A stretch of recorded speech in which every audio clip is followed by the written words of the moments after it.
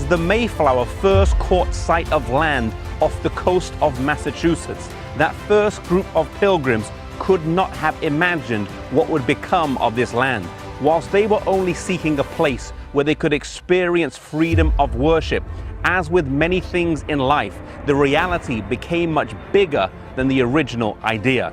Landing here in Plymouth Rock and settling nearby, the pilgrims struggled through the first winter, losing over 40 of their friends. But due to the generosity of some of the local Native Americans, the rest made it through.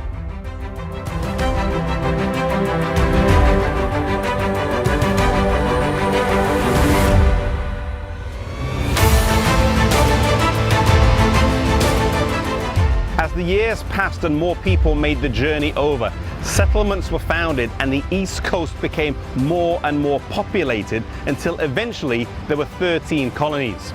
During the rise of what would become the United States of America, these 13 colonies were under the rule of the British Crown. But tension would build over the years until eventually war broke out between the colonies and the Crown. The British were defeated, and the colonies would go on to sign the Declaration of Independence here in the Independence Hall in Philadelphia in 1776, July the 4th. 4 days later, on July the 8th, the bells would ring out in Philadelphia as the Declaration was read out. One of the bells that was rung is believed to have been Liberty Bell, which thereafter would go on to become a symbol of freedom.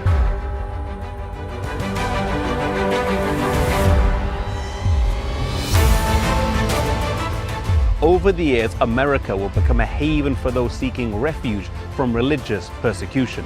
Although Western Europe had gone through a Reformation, in many cases the movement of reform had stagnated, and whilst the new religion would have some different beliefs, often they administered control and discipline like the Mother Church and did not take kindly to dissenters and nonconformists. Some coming over were seeking new opportunities, and this new land with an undiscovered interior would prove fertile terrain.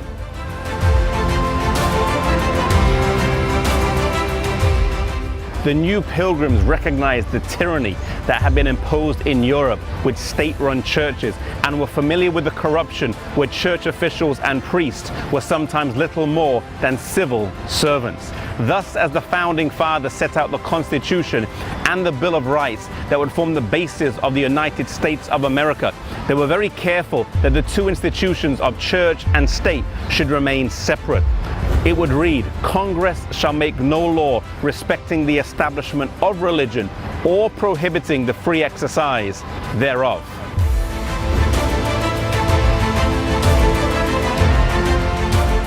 The church would not be beholden to the state, and the state could not act in the special interest of any particular church, but rather treat all people equally in the sight of the law. It was Benjamin Franklin who said, "When religion is good, I conceive it will support itself." And so in America, they sought to have a religion that did not rely on the support of the state.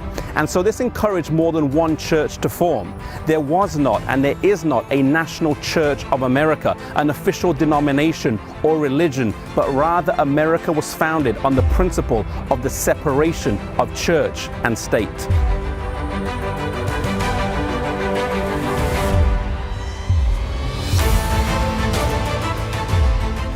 This, more than anything else, is what helped make America great and has been the cause of its prosperous past and present. Freedom of religion lies at the foundation of all other freedoms, and once this goes, the others will crumble in quick succession. America will be a fertile ground for many churches to flourish, and over the upcoming weeks and months, we will see some of the movements that took root here and grew in this land of liberty. Stay with us over the upcoming episodes as we continue this journey and as we explore our lineage.